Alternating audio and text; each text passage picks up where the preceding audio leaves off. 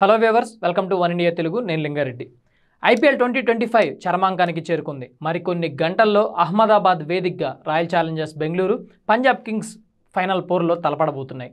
ఈ రెండు జట్లు ప్రస్తుతం సమ ఉజ్జీలుగా ఉన్నాయి. వీటిలో ఏ జట్టు గెలిచినా నూతన ఛాంపియన్ అవతరించినట్లే. ఎందుకంటే ఇటు పంజాబ్ కింగ్స్, అటు రాయల్ ఛాలెంజర్స్ బెంగళూరు ఒక్కసారి కూడా ఇప్పటివరకు ఐపీఎల్ టైటిల్ని సొంతం చేసుకోలేదు. పంజాబ్ కింగ్స్ అయితే 11 ఏళ్లుగా అసలు ప్లే ఆఫ్ రేసుల్లోకే రాలేదు. ఈసారి శ్రేయస్ అయ్యర్ సారథ్యంలో ఏకంగా ఫైనల్ చేరుకుంది. అటు ఆర్సీబీ పరిస్థితి కూడా అంతే.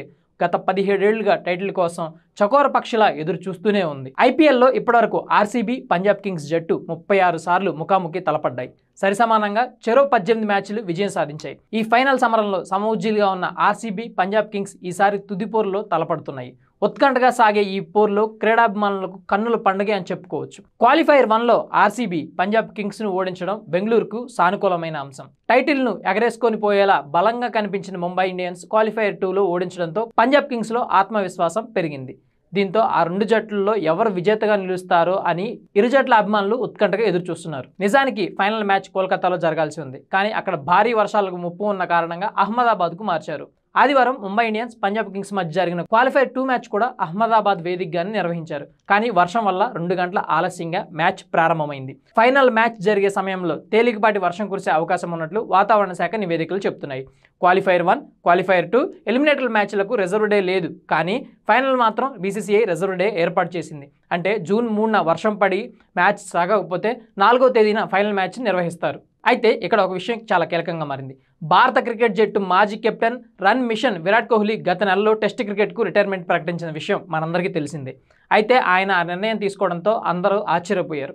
విరాట్ కోహ్లీ ఇప్పటికే T20 ఫార్మేట్ నుంచి రిటైర్డ్ అయ్యాడు. ఇప్పుడు కోహ్లీ భారత్ తరపున వన్డే క్రికెట్ మాత్రమే ఆడతారు. అదే సమయంలో విరాట్ కోహ్లీ టెస్ట్ రిటైర్మెంట్ తర్వాత ఆర్సీబీ ఐపీఎల్ 2025 ఫైనల్కి చేరింది. ఈసారి విరాట్ కోహ్లీ తన ఐపీఎల్ ట్రోఫీని గెలుచుకోవడానికి కూడా అవకాశాలు ఉన్నాయి. ఇప్పుడు ఐపీఎల్ గెలిచిన తర్వాత విరాట్ కోహ్లీ రిటైర్ కావచ్చు అన్న ప్రశ్న తలెత్తుతుంది. ఈ నేపథ్యంలోనే IPL chairman Arun Dhumal king Kohli గురించి కీలక ప్రకటన చేశారు. IPL chairman Arun Dhumal test cricket నుంచి రిటైర్ నిర్ణయాన్ని పునఃపరిశీలించాలని విరాట్ కోహ్లీని కోరారు. గతంలో బీసీసీఐ కోశాధికారిగా ఉన్న అరుణ్ దుమాల్ ఇకపై అధికారికంగా ఆ సంస్థతో సంబంధం కలిగి లేరు. కానీ ఐపీఎల్ను బీసీసీఐ నిర్వహిస్తుంది కాబట్టి అతడు ఇప్పటికే బోర్డు అధికారికంగానే ఉన్నట్లు తెలుస్తుంది. ఆర్సీబీ టైటిల్ని గెలిస్తే ఐపీఎల్ నుంచి కూడా రిటైర్మెంట్ ప్రకటించవచ్చు అనే ప్రశ్నకు సమాధానంగా అరుణ్ దుమాల్ కీలక వ్యాఖ్యలు చేశారు. విరాట్ కోహ్లీ T20లు, టెస్టుల నుంచి రిటైర్ కావడంతో విరాట్ కోహ్లీ ప్రదర్శన చూసేందుకు వన్డేలు, ఐపీఎల్ మాత్రమే మిగిలి ఉన్నాయని అరుణ్ దుమాల్ అన్నారు. కానీ కొంతమంది అభిమానులు విరాట్ను ఐపీఎల్ నుంచి కూడా రిటైర్మెంట్ కావాలని, కోహ్లీ నుంచి రిటైర్మెంట్ కూడా ఎక్స్పెక్ట్ చేయడం మరికొంతమంది ఫ్యాన్స్లో భయాందోళన రేకెత్తిస్తుంది.